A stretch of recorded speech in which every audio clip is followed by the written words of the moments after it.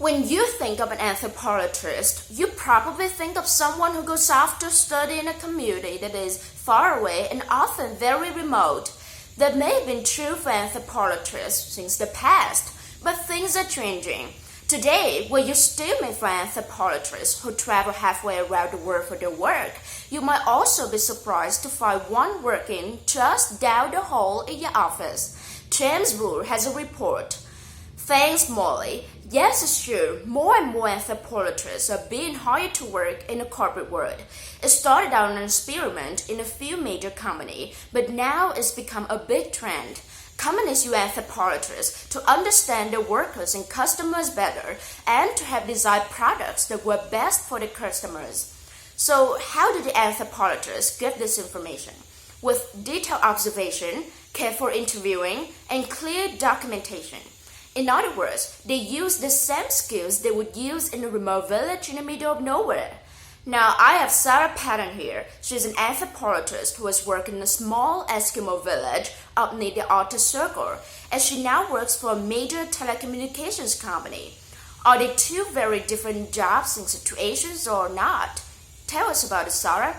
Of course, there are some differences. But really, the way I study people and communities is the same wherever it is. People often don't realize that corporate settings are usually very complex, really pretty much like a small community.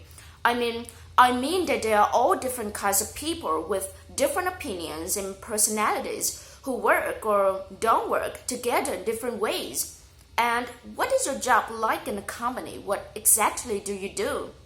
Well, it depends on what the company needs at a given time. I've been working on a major project for a few months now, studying how workers interact in a factory.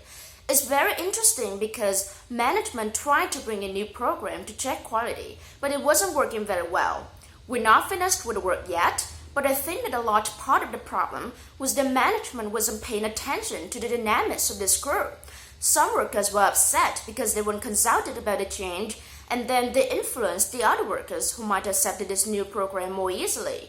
Management has no idea what's going on. They just knew that the new program wasn't accepted. That's interesting. What other kinds of work might anthropologists do in a corporate setting? Let's see. A colleague of mine in another company looks at how people really use technology. He goes in and observes them in their homes over a few days to see what they really do with technology. I think this is an example of how anthropology can really help business.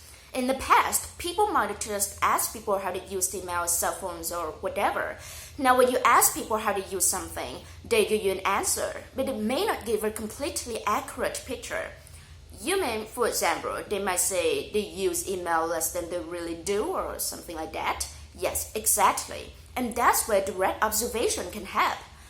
Okay, and then a company could use this information as they improve old products or design new ones. Yes, they might also look at a certain population. For example, the focus might be on how teenagers use home computers or something like that. And in that case, the anthropologist might spend a lot of time with teenagers. I think I prefer the village near the Arctic Circle. Seriously, this is all very interesting. Do you expect this kind of work to continue to be in demand? Yes, definitely, I do. I think the business world is only going to get more complex, not less. And as a result, I think companies will continue to need people who are trained to observe carefully. When I started out in anthropology, I never planned to work in a corporate world. But now that I'm here, I expect to be here for a while. Well, thank you very much for talking to us. Back to you, Molly.